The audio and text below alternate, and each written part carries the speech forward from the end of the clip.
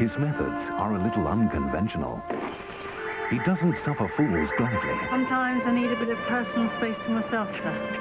Tried round the world yachting. And he doesn't have much respect for authority. There are going to be some big changes in this division. Why, are they moving you on, sir? No, they are not moving me on. A Touch of Frost, tonight at 9.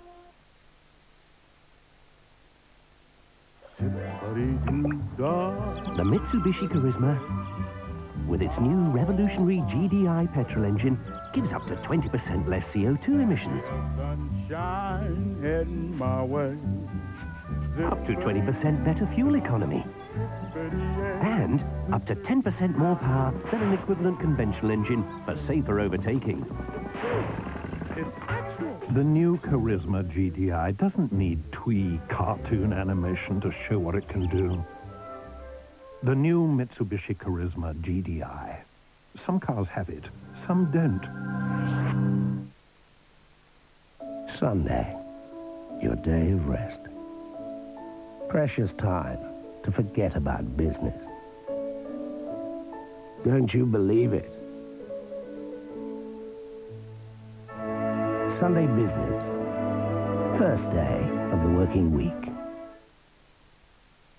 Great escape. Real-life experiences. Pieces were flying all over. Hard-driving action on the racetrack and some miraculous survivors. Rescue attempts that beat the odds. Amazing Great Escapes, Monday at 8:30. There for a second, man. I thought I was in a little bit of trouble.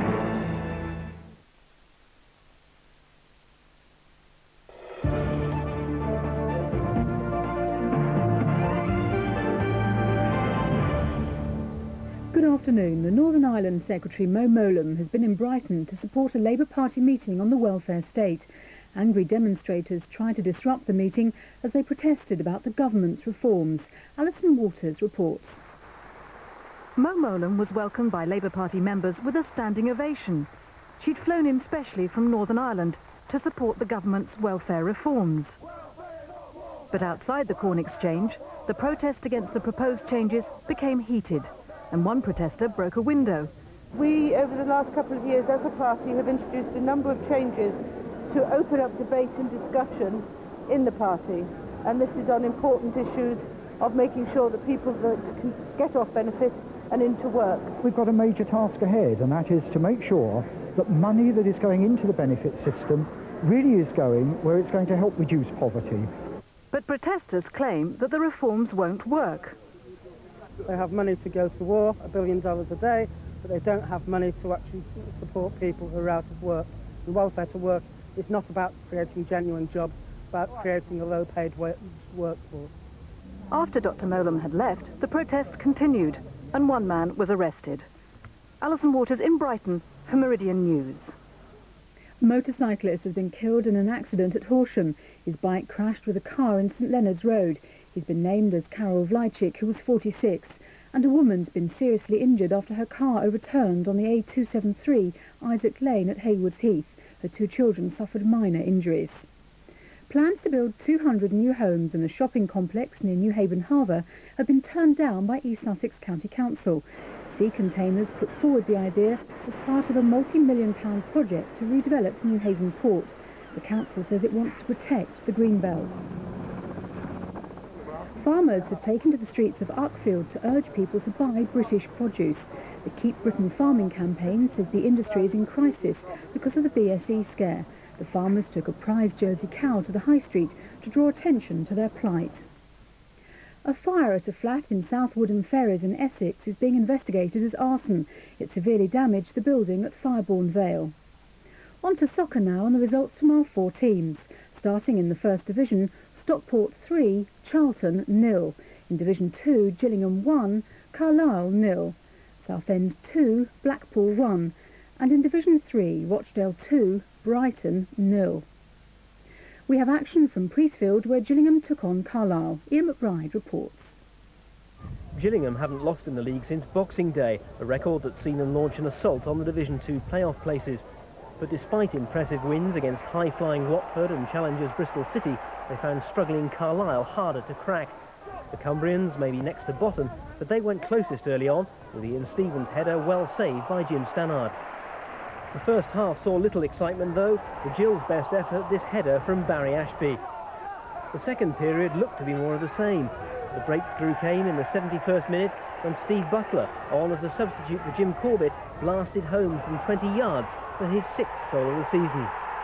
Both Butler and Akim Bai missed chances late on, but Butler's blast sealed the Gills' 3rd win in a row, and they're now unbeaten in 8.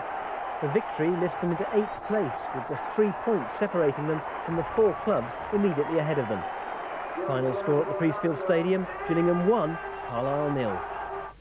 Now cricket, and Sussex made a loss of £83,000 last season, the county's first deficit in 10 seasons. Redundancy payouts to club secretary Nigel Betts and coach Desmond Haynes were the main causes, but the playing record didn't help. Sussex lost 6 capped players last season and finished bottom of the Championship and the Sunday League. The highlight of many science lessons used to be holding a test tube over a Bunsen burner, but the Kent Festival of Science is trying to change all that by making the subject fun, as Jane Frances Kelly reports. The science fair enlisted some help from a few figures from the past, including Albert Einstein. And so I had to reverse my thinking, and instead of thinking flat surfaces, round wheels, I had to think of flat wheels and round surfaces. And so I came up, as I say, with the square wheel. There's lots of different shows and things going on all day. We've got electricity shows. You know about all electricity children, don't you? Yeah. To help children look at the history of the planet, they were doing interesting things with jelly. This is Jurassic jelly, and then about 30 or 40 million years ago, this amber was all gooey stuff, and the bugs used to get stuck in it. Living bugs were also on display. Minute insects were put under a microscope and enlarged on a screen. If examining living things make you feel a bit squeamish, then there's always fun to be had with fossils. Jane Frances Kelly at the Kent Festival of Science in Canterbury for Meridian News. And finally, when 87-year-old George Turnbull moved into a nursing home at Herne Bay, romance was the last thing on his mind. But then he met Daisy Ambrose, who's 82, and today the couple were married. Susanna Cooper reports. The sweethearts met last summer when George Turnbull moved into the same nursing home as Daisy Ambrose in Herne Bay. They fell in love and became engaged after a whirlwind romance of just 2 weeks. And I thought it was the best thing to do was to be together, get married, keep things lawful. We want to be together. We love one another, and if we love one another, you want to be together, don't you? All the time. I thought she was everything a man desired.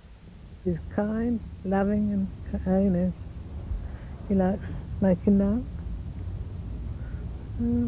He's everything a woman should want. And with today's wedding, the couple have proved age is no barrier to love. They've found true happiness together in their 80s. And as they start married life back at home in Herne Bay, they both know they've found their perfect partner. Susanna Cooper for Meridian News. And that's all from the news team for now. We're back tomorrow lunchtime. In the meantime, though, have a very good evening.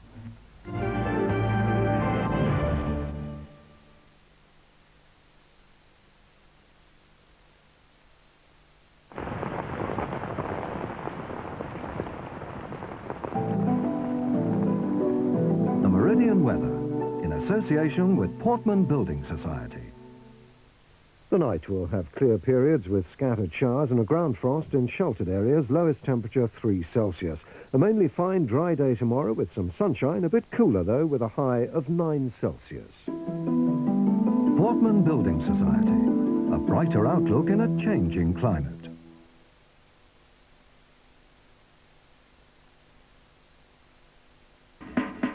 Get ready to rummage, a brand new series that reveals the true value of the hidden treasures in our homes.